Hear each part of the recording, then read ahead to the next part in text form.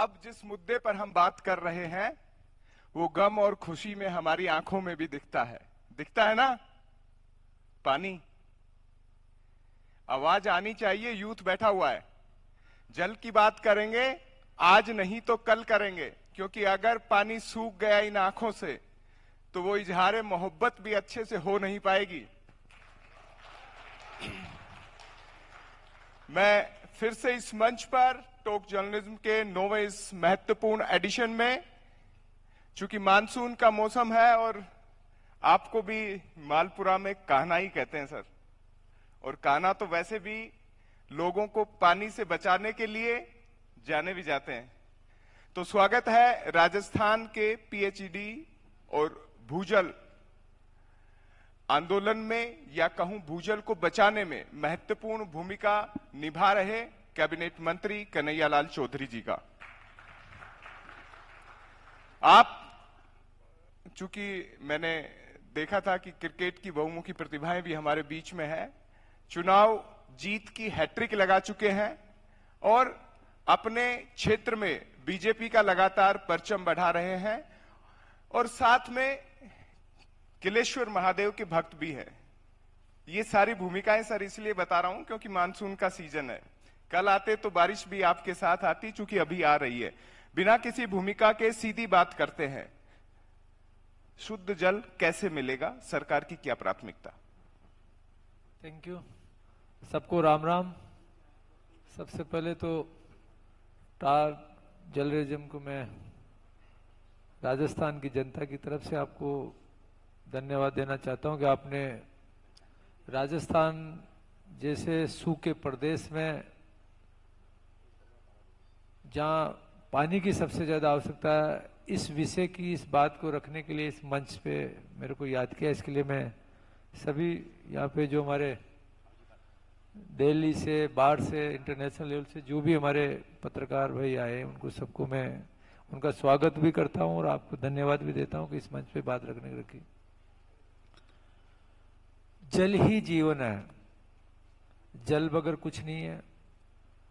और काफी समय से पूरे राजस्थान के अंदर कैसे शुद्ध पेयजल मिले और पानी के बारे में, जल के बारे में जितना राजस्थान का व्यक्ति समझता, शायद देश में कोई नहीं जानता। आज पूरे विश्व के अंदर, पूरे भारत के अंदर सबसे ज्यादा अगर व्यापार बढ़ा है तो मारवाड़ियों की वजह से बढ़ा है, और वो इसलिए बढ़ा कि राजस्थान में पानी नहीं था, शुद्ध पेयजल नहीं था, पानी नहीं था। लोगों ने आज से 100 साल पहले यहां से माइग्रेट हुए, पूरे भारत में गए, पूरे विश्व में गए, और पूरे भारत की इकोनॉमी बढ़ाने में सबसे ज्यादा योगदान राजस्थान का, और उसका वजह है कि यहाँ पानी नहीं था जी। आज मैं धन्यवाद देना चाहता हूं कि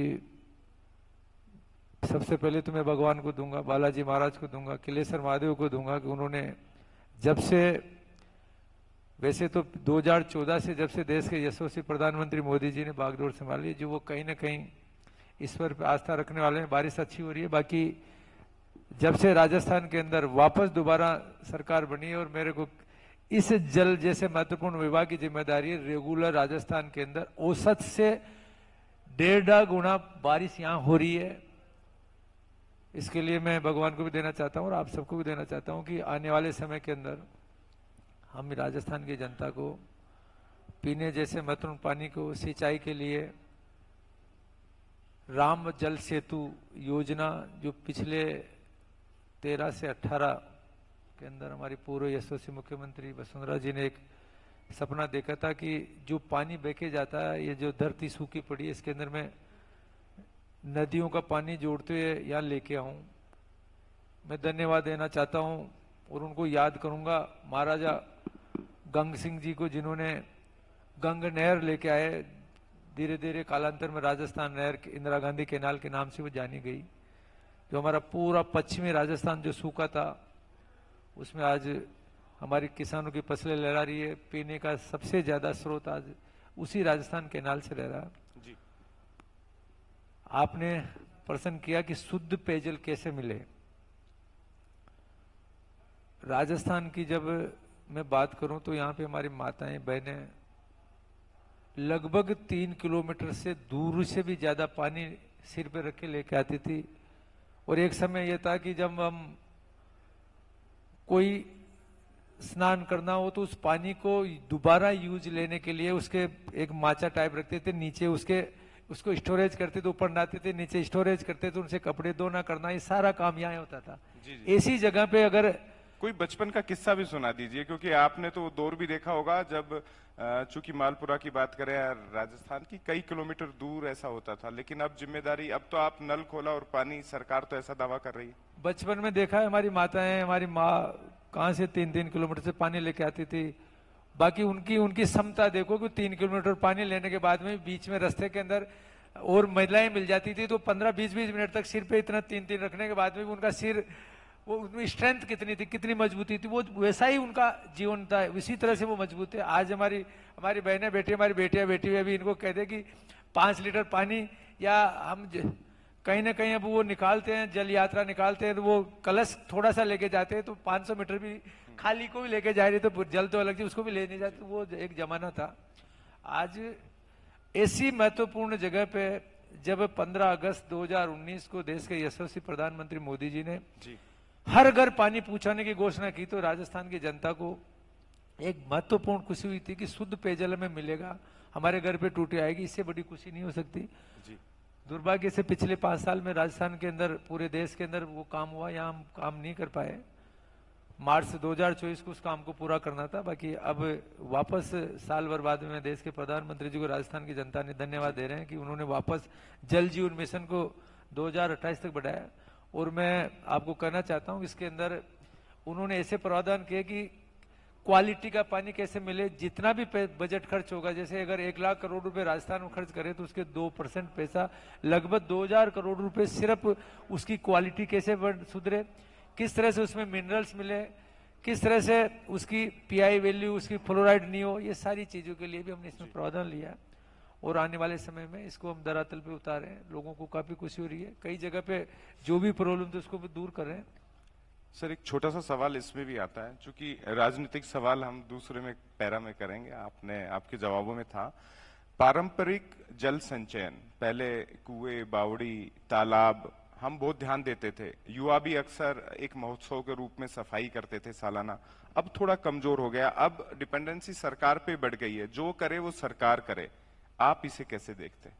पहले आपने सही बात बताई कि पहले पश्चिमी राजस्थान में आधे से ज्यादा जो क्षेत्र के अंदर बारिश के पानी को हम टांकों के अंदर इकट्ठा करते थे और साल भर उस पानी को हम इस तरह से उसका यूटिलाइज करते थे, उसको पीने का काम में लेते थे। और वो उसमें जो मिनरल वो रहता था, उसकी जो आज हम कितना भी फिल्टर कर दे रहे, बाकी उस पानी की जो क्वालिटी थी उससे राजस्थान का जो पूरे भारत में अगर सबसे ज्यादा मजबूत कदकाठी अगर उसे देखे तो पश्चिमी राजस्थान का व्यक्ति था, जो उस बारिश के पानी को इकट्ठा करने के साल भर पीता था।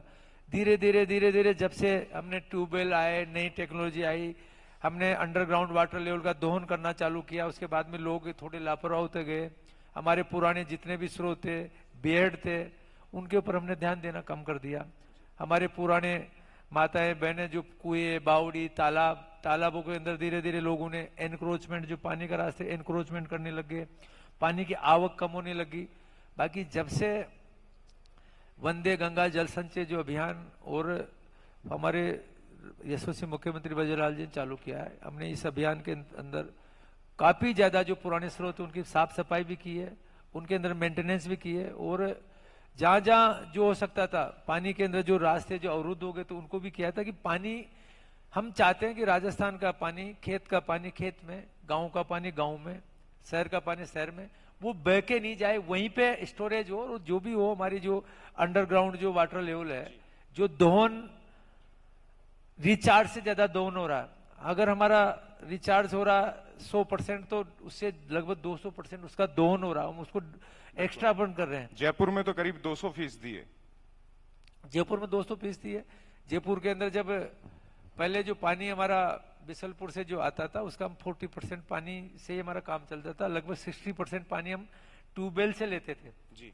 बाकी धीरे धीरे जब वाटर लेवल नीचे, ग्राउंड लेवल नीचे चला गया, और ये दरोती नदी जब से बनी और जब से सीवरेज आया तो सीवरेज का पानी, दरियों का पानी जो स्टोरेज होने के बाद में सीधा बाहर चला जाता, कहीं रिचार्ज नहीं हो रहा। इसके लिए भी हमारे मुख्यमंत्री जी ने और हमने उसके लिए भी प्लान बना रहे हैं कि कहीं ना कहीं हम ये जो द्रव्यवती नदी के अंदर ऑब्स्ट्रक्ट करके छोटे छोटे एनीकट बना के उस पानी को हम बाहर लेके, क्योंकि वो पानी शुद्ध नहीं है, उसको हम ट्रीटेड करके उसमें कहीं जमीन के अंदर हम उसको छोड़े जिससे वाटर लेवल रिचार्ज हो। ये भी हमारी प्लानिंग है, सरकार की प्लानिंग है, क्योंकि हम चाहते हैं कि हमारा पानी किस तरह से इसका रिचार्ज बढ़े, जगह जगह स्ट्रक्चर बढ़े, पानी की बचत कैसे करें, जितनी जो डिमांड है उस डिमांड के आधार पर हम पानी का सदुपयोग करें, ये हमारी प्लानिंग है। सर, पानी से सीधे तौर पे राजनीति जुड़ी हुई है, बड़ी संख्या में यूथ भी बैठा हुआ है जो मैसेज भी लेके जाएगा आई थिंक इस टॉक जर्नलिज्म के मंच से। जब राजनीति की बात होती है तो नीति थोड़ी पीछे हो जाती है। आपने अभी कहा कि पिछले 5 साल में काम नहीं हुआ। जब भी कोई सवाल उठता है तो सरकारें पिछली सरकार को कर देती। गहलोत जी का कार्यकाल हमने देखा, वो कहते थे कि वसुंधरा जी ने काम नहीं किया, उससे पहले वापस से, चूंकि यहाँ और एक और राजनीतिक, चूंकि अब की बार अच्छा हुआ है कि कोई कंट्रोवर्सी नहीं है केंद्र और राज्य में, वरना तो अक्सर ये होता था कि जब केंद्र में यूपीए सरकार होती थी तो यहाँ बीजेपी की होती थी और यहाँ बीजेपी होती तो वहां कांग्रेस, इस हिसाब से चीजें बदलती रहती थी। अब दोनों जगह सरकार है तो नीति और नीयत कितना इस मंच से आप कह सकते हो साफ है, साफ पानी लाने के इरादे के साथ? देखो, मैं आपको कहना चाहता हूं कि वास्तव में पानी के अंदर राजनीति नहीं होनी चाहिए, सबको मिलके, क्योंकि आने वाले समय में विश्व के अंदर, केवल भारत में नहीं, विश्व में आने वाले समय के अंदर जिस तरह से क्लाइमेट चेंज हो रहा है, जिस तरह से ग्लेशियर पिघल रहे हैं, जिस तरह से पिछले साल पोंग बांध के अंदर जो राजस्थान केनाल में जो हमारा लगभग 18,000 MCM जो पानी आना चाहिए था, हमारे अभी 9,000 से 10,000 से ज्यादा पानी हमें मिल नहीं रहा, और जो 40% पानी जो कमाया उसका कारण है कि क्लाइमेट चेंज होना। हम सबको मिलकर चिंता करने की है कि पूरे भारत के हर व्यक्ति को चिंता करनी पड़ेगी कि हम राजनीति से दूर होते हैं, हम किस तरह से इस जो ये जल जो भगवान हमें जो हमारी धरती पे जो बरसाता है उसका हम संचय करें, उसको किस तरह से सदुपयोग हो। कोई भी पानी बह के नदियों में नहीं जाने से पहले हम उपयोग करें, जब एक्स्ट्रा पानी हो वही नदियों में जाए, क्योंकि नदियां भी पुनर्जीवित रहना जरूरी है, ये भी एक पर्यावरण के लिए आवश्यकता है। और मैं तो इतना कहना चाहता हूं कि जो योजना जो बन चुकी थी केंद्र में, CWC के पास 2017 के अंदर जा चुकी थी, अगर वो चाहते हैं, क्योंकि राजस्थान के अंदर गवर्नमेंट कांग्रेस की थी, मध्य प्रदेश के अंदर गवर्नमेंट कांग्रेस की थी, वो चाहते तो केवल NOC मध्य प्रदेश सरकार से ले सकते थे। और ये राम जल सेतु, जिसको पहले हम ERCP बोलते थे, पार्वती, काली सिंध, चंबल और बनास को जोड़ते हुए लगभग आधे राजस्थान को पीने के पानी, लगभग 3 लाख हेक्टेयर सिंचाई के लिए और पूरी इंडस्ट्री के लिए पानी लाने का काम कर सकते थे। अब ये देखे कि डबल इंजन की सरकार जिस दिन बनी उसके महीने भर के अंदर हमने काम चालू कर दिया। क्यों ना मध्य प्रदेश का मुख्यमंत्री जी बीजेपी का बनने के बाद में, यहाँ का बनने के बाद में, केंद्रीय मंत्री जो जल शक्ति मंत्री पूरा गजेंद्र सिंह जी ने बैठ के दोनों समझौते कर, आज उसके टेंडर लग गए, काम चालू हो गया। तो ये तो इच्छा शक्ति होनी चाहिए, वो भी कर सकते थे। लेकिन पंजाब से अभी भी थोड़ी सी कंट्रोवर्सी है। पंजाब से तो उसके लिए भी कोशिश कर रहे हैं कि किस तरह से हमारा पानी हमारा हिस्से का पूरा मिले। हरियाणा से अभी हम यमुना जल समझौता किया, उसके लिए हमने पहले जो यमुना के ऊपर जो डैम बन रहे हैं उसमें हिमाचल का भी योगदान है। हिमाचल और हरियाणा और राजस्थान मिलकर उस डैम बना रहे हैं, जो पानी उसको किस तरह से सदुपयोग हो। जो हमारा शेखावटी जो बेल्ट है उसके लिए हम यमुना का पानी के लिए मैंने 95 करोड़ रुपए के हमने यहाँ पे हमारी सैंक्शन हमें दे भी दिए।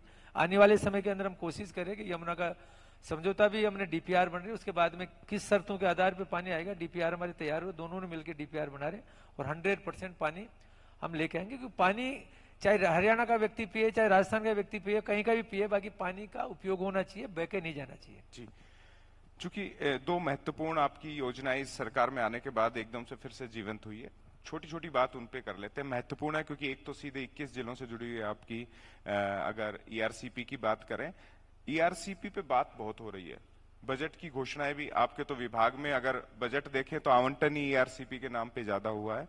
हालांकि आपने यमुना जल समझौते के लिए बजट आवंटन में थोड़ी सी कंजूसी इस बजट में की है, संभवतः अगले में होगी, लेकिन ERCP को लेके काम धरातल पर शुरू हो गया है, लेकिन जिस गति से दिखना चाहिए, जो डेडलाइन तय की है, क्या उस पर पूरा हो जाएगा? मैं देखो, कोई भी नदियां जोड़ना, अगर किसी के परिवार के अंदर छोटा सा अगर घर का कनेक्शन लेते हैं तो उसमें लेने में भी उसकी रोड कटिंग की परमिशन लेने से लेके उसकी जो भी अगर कोई केबल आपकी इलेक्ट्रिक आ सर गई ये तो सवाल इसलिए महत्वपूर्ण है, मैं लोगों को बता दूं, जो सामने यूथ बैठा हुआ है, आप सिविल इंजीनियर भी हैं और AA क्लास कॉन्ट्रैक्टर भी रह चुके हैं, यानी वो अनुभव पहले से है जो सरकार में काम कराने की योग्यता के लिहाज से मंत्री पद से पहले चाहिए। इसीलिए सर हो जाता है कि टाइमलाइन पूरी रहे। तो कोई भी योजना करने के लिए उसमें हमें 5 NOC लेनी पड़ती थी, उसके लिए भी हमने सरलीकरण किया, क्योंकि व्यक्ति नगर निगम में जाएगा, JDA में जाएगा, उसकी परमिशन लेके आएगा, फिर वो रोड कटिंग के पैसे जमाएगा, उसमें उसका 6 महीने लग जाते थे। इसलिए अभी हमारे यशस्वी मुख्यमंत्री को हमने प्लान बना के दिया और उसको मंजूर भी दी कि आप तो केवल एक मुश्त पैसे जमा करा दो, रोड कटिंग भी हम करेंगे, PHD विभाग उसका जो भी पैसा जमा हम करेंगे सारा लगभग एक मुश्त राशि लेके। जैसे इसमें सरलीकरण किया वैसे ही कोई भी आता है तो उसका लैंड एक्विजिशन करना पड़ता है, फॉरेस्ट की भी क्लियरेंस लेनी पड़ती है, कई नदियों के ऊपर एक्वाडक्ट भी बनाने पड़ते हैं, नदी में जैसे चंबल आएगा, चंबल में घड़ियाल सेंचुरी आ गई तो उससे भी करना पड़ता है। बाकी ये सारे के सारे पैरेलल सिमेट्री हमारे ये काम चालू कर रहे हैं। मैं विश्वास दिलाता हूँ राजस्थान की जनता को कि जो महत्वपूर्ण योजना है जिसमें 90% पैसा, सबसे बड़ा तो मैं धन्यवाद हमारे देश के प्रधानमंत्री को दे रहा हूँ, उन्होंने इसको नदी जोड़ो योजना, ये दूसरी योजना है जो हमारे केन बेतवा के बाद में ये राम जल सेतु, जिसके अंदर 90% हमें ग्रांट सेंटर से मिलेगी, वरना कोई भी सेंटर से 60-40 के रेशो से ज्यादा नहीं मिलता है। तो इसके लिए राजस्थान की जनता हमेशा रहेगी। और यही नहीं, जो पहले हमारी पूर्व मुख्यमंत्री वसुंधरा जी ने 2017 के अंदर नौनेरा बांध, अब ये कांग्रेस वाले, आप कहोगे राजनीतिक बात करें, कांग्रेस वाले कहते हैं कि इसरदा बांध हमने सैंक्शन किया, नौनेरा बांध हमने सैंक्शन किया, नहीं, ये सैंक्शन हमने क्या, टेंडर भी हमारी सरकार लगा दी थी और आज उसका शिलान्यास उद्घाटन भी हम ही करेंगे। उनका जो पैसा लगभग 2000 करोड़ रुपए जो हुआ है उसको भी 90% में 10% में वो भी हमारा हिस्सा राशि, यानी 2000 करोड़ के अगेंस्ट हमें 20,000 करोड़ रुपए केंद्र देगी, तो राजस्थान के लिए बहुत बड़ा वरदान है। जी, जल बंटवारे का विवाद हमेशा रहा है, आप कह रहे हैं सुलझा दिया गया है, लेकिन ये सुलझा हुआ रहे, स्थायी भूमिका इसकी बने, और खासतौर पर शेखावाटी चूंकि राजनीतिक रूप से आप प्रतिनिधित्व के लिहाज से उस एरिया में कमजोर रहे, लेकिन फिर भी जल का वादा करके झुंझुनू की सीट उपचुनाव में आप ले आए, जल कब आएगा? देखो, जल के लिए मैंने आपसे पहले भी कहा था, उसकी दोनों प्रदेश मिलके उसकी हमारे डिटेल प्रोजेक्ट कितना खर्च आएगा, कहां से लाइन निकल के आएगी, उसमें से फिर कितना कितना पानी हमारे पास है, उसकी डिटेल रिपोर्ट हमारे 6 महीने में आ जाएगी, उसके हमने पैसे दे दिए। साथ ही जो पानी जो यमुना के अंदर जो बांध बनाना उसका जितना हिस्सा था लगभग 11,000 करोड़ रुपए उसमें मोटा मोटा आई है। उसके प्रारंभिक स्टेज पे जब हमने लगभग 95 CR हमने उसके सैंक्शन भी दे दिया, बजट भी उनको आवंटन कर दिया, वो काम चालू कर दिया। जिस दिन ये रिपोर्ट आएगी उसके बाद के अंदर जितना हो सकता है जल्दी से जल्दी पानी हम शेखावाटी की धरती पर लाएंगे। सर, रहीमन पानी राखिए बिन पानी सब सून, ये कहावत पुरानी सुनते आ रहे हैं, लेकिन अब इसमें अवसर देखने लग गए हैं। सुनते थे खनन माफिया, रेत माफिया, शराब माफिया, अब पानी माफिया भी एक्टिव हो गए हैं। जिम्मेदारी आपकी बनती है कि ये तो जीवन से जुड़ी हुई चीज है, इसमें इस तरह के माफियाओं पर कंट्रोल भी किया जाए, आपकी क्या पहल है? बहुत ही अच्छा क्वेश्चन है। जो पिछले 17 महीनों से मैं इस समस्या से जूझ रहा हूं, क्योंकि इतनी महत्वपूर्ण योजना जब चल रही है, बाकी इसके अंदर इलीगल कनेक्शन से लेके टैंकर माफिया से लेके, ये वास्तव में बहुत महत्वपूर्ण है। इसके लिए जिस तरह से जो पानी, कहीं भी हम पानी उसका ट्रीटेड करके पानी लेते हैं तो उसका कहीं ना कहीं मेजरमेंट के आधार पर ट्रीटेड करते हैं, प्रति व्यक्ति के हिसाब से इसका एक नॉर्म तय कर रहे हैं कि जो बड़ी सिटी है उसमें हम 135 लीटर प्रति व्यक्ति देते हैं, छोटे कस्बों में 100 लीटर प्रति व्यक्ति देते हैं और ग्रामीण में 55 लीटर प्रति व्यक्ति देते हैं। जब पानी हम नहर से लेते हैं, सरफेस वाटर से लेते हैं, उसके बाद में उसका ट्रीटेड करते हैं और वो पानी जाता है। बाकी जब वो पानी प्रॉपर व्यक्तियों के पास नहीं जाता, उसकी थेफ्ट हो जाती है, चोरी हो जाती है। इसके लिए उसके लिए कानून बना रहे हैं, नॉन अवेलेबल ओफेंस वाला एक हम इसकी धाराएं बना रहे हैं, 100% इसमें सख्ती बरतेंगे। वो कानून पे ही था कि वो वापस कमेटी में भेज दिया। सवाल इसमें भी था कि जब आपने दृढ़ इच्छा शक्ति दर्शा दी तो उसमें देरी क्यों? वो जो आप जो कानून की बात करें वो GWD का कानून था, वो कानून ऑलरेडी केंद्र में बना हुआ था। जो भी परमिशन, जो यहाँ पे कोई भी इन्वेस्टमेंट आता है, कोई इंडस्ट्री लगाना चाहता है, उसकी परमिशन लेने के लिए सेंटर में जाना पड़ता है, कभी कभी उसकी नहीं देते। जब वो कंडीशन इंडस्ट्री में उसको परमिशन दे रहे, वो करा कि जितना पानी हम दोन करेंगे उससे डबल पानी हम आपको कहीं व्यवस्था करेंगे, फिर भी उसको परमिशन नहीं देती थी। सिर्फ वो कानून में यही चीज है कि वो लोग समझ नहीं पाए, सामने वाले हमारे विपक्ष के सदस्य समझ नहीं पाए। उस कानून के अंदर जो एग्रीकल्चर में बैन नहीं था, एग्रीकल्चर को खुला रखा था, हमारा डोमेस्टिक खुला रखा था, बाकी परमिशन हमें लेनी थी, उसका पैसा सेंटर में जमा होता था। वो कानून कई स्टेट में बन चुका, वो नहीं, ये अलग कानून है। जो इलीगल कनेक्शन में जो कोई भी लेता है उसके लिए, इसके लिए कानून अलग। बहुत जरूरी कि हम बिजली पैदा कर सकते हैं, हम बिजली पैदा कर सकते हैं, बाकी पानी पैदा नहीं कर सकते हैं। हमारा अगर डिमांड इलेक्ट्रिक की हो सकती है, ठेप तो कर रही है, तो हम एक्स्ट्रा प्रोडक्शन कर देंगे। जो आज राजस्थान आने वाले समय के अंदर एक सौर ऊर्जा का सबसे बड़ा, इंडिया में भारत के अंदर सबसे बड़ा हब बनने जा रहा है। काफी कुछ यहाँ एनर्जी आएगी। अभी हमारे बाकी हमारा पानी है, उसको ही हमारा संभालना है, उसी का प्रॉपर सब जगह डिस्ट्रीब्यूशन करना है, इसके लिए हम कानून ला रहे हैं।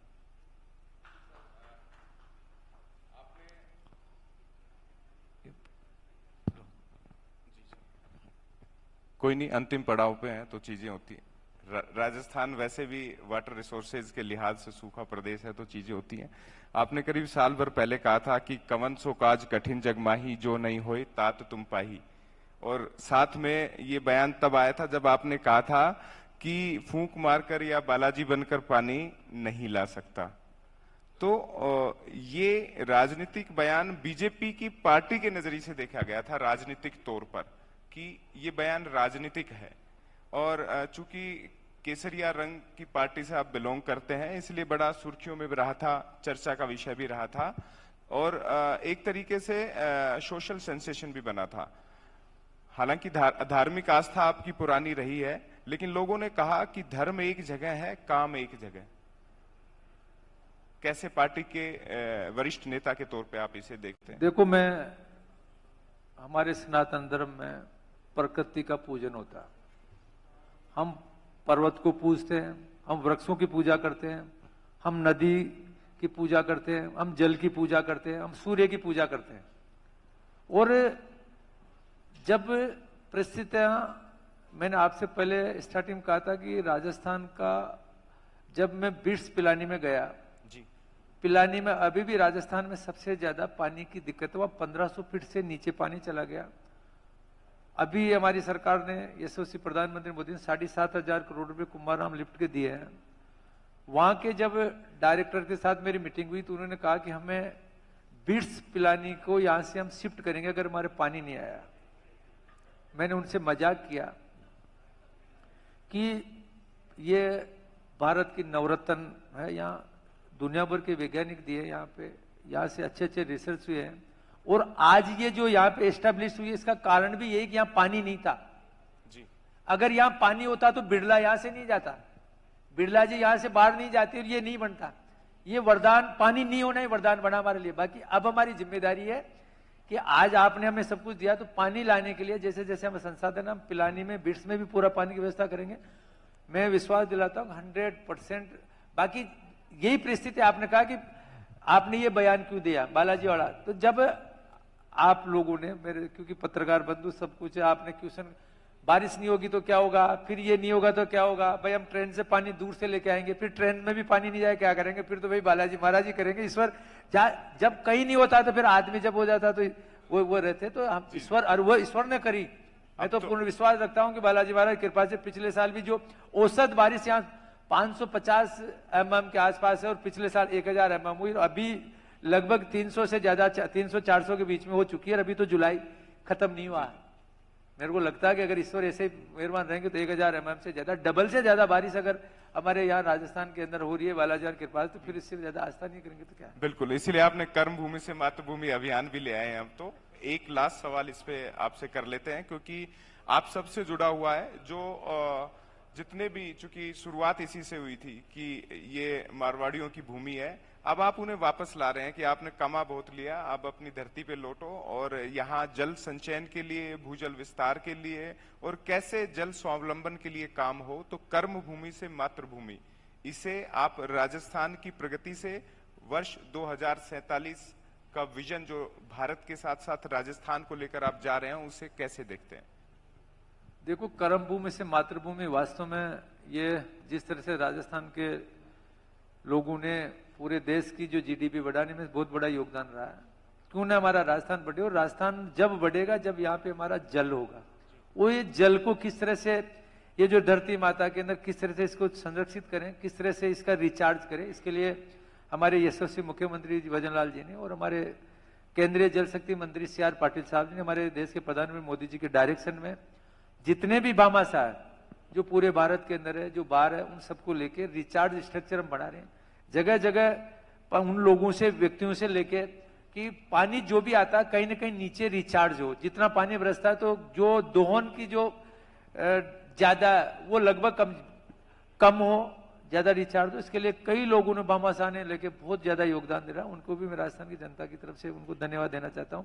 और आपके माध्यम से मैं राजस्थान की जनता से आग्रह करना चाहूंगा कि हम सब मिलके, ये जल है, ये जल हमारे जीवन के लिए महत्वपूर्ण है। जल है तो जीवन है, इसके लिए हम इसको संरक्षित करें, इसको कहीं ना कहीं रिचार्ज करें, इसको बहके नहीं जाने दें। जो छत का पानी उसको भी अब कहीं सदुपयोग करें, ये बिल्कुल बहुत अच्छी बात है।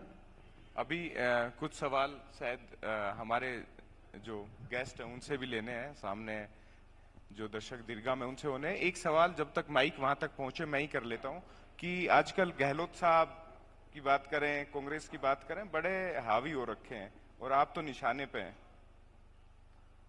देखो, हमारा काम है काम करना। मैंने जो अब तक देखा होगा कि आप सब लोग दिल्ली से आए हैं, काफी लोग, सब लोग हैं, तो मेरी थी कि मैं एक बारी मेरी बात रखूं, वो भी जल जैसे विषय पे।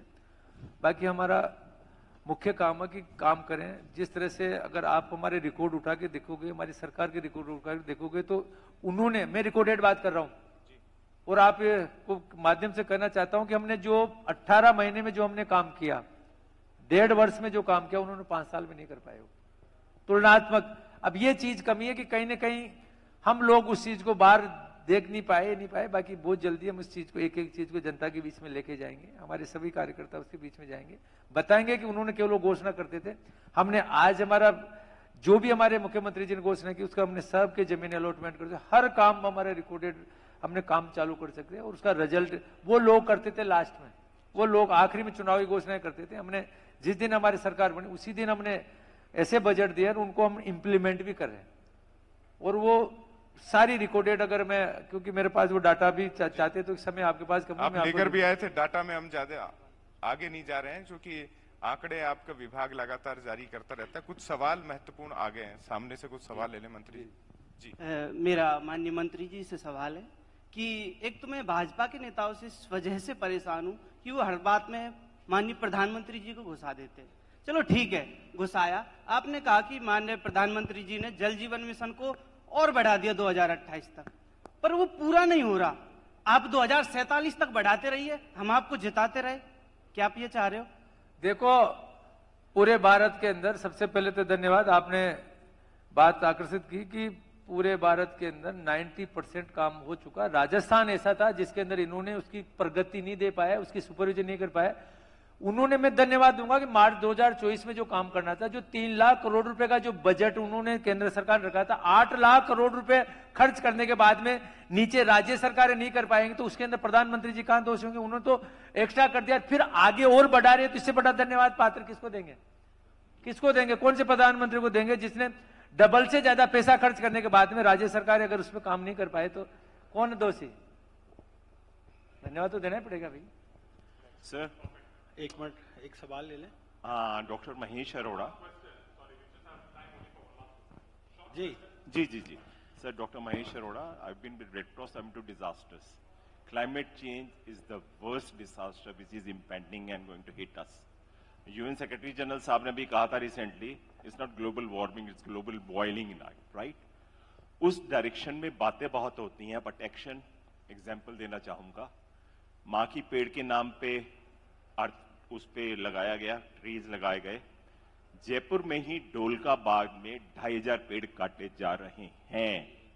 The process has already started, nothing is happening, nobody is listening to, nobody is listening, not ready to, kind of, this is what जी। आपने एक चीज और कहना चाहूंगा सर, जी जी, ऑल दिस डेवलपमेंट जो कि है ना, and there are malls and what not, what is coming, these are all resource guzzlers, है ना, all kind of resources. Sir सवाल पे आ जाइए एक बार, सीधा सवाल। तो मैं आपकी गवर्नमेंट का चाहूंगा कि व्हाट इज योर।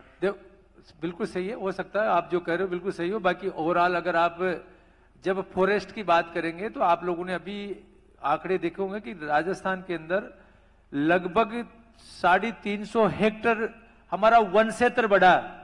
अगर आप पूरे देश के आंकड़े देखेंगे तो मध्य प्रदेश में कम हुआ, दूसरे सबसे ज्यादा अगर वन क्षेत्र बढ़ा तो यह बढ़ा।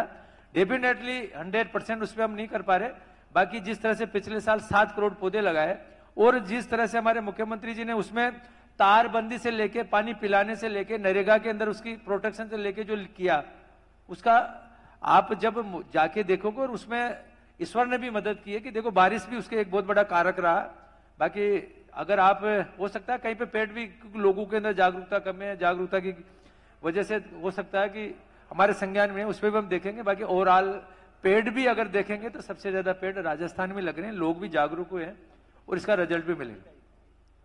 पुनः धन्यवाद माननीय मंत्री जी, धन्यवाद। Thank you so much. Thank you.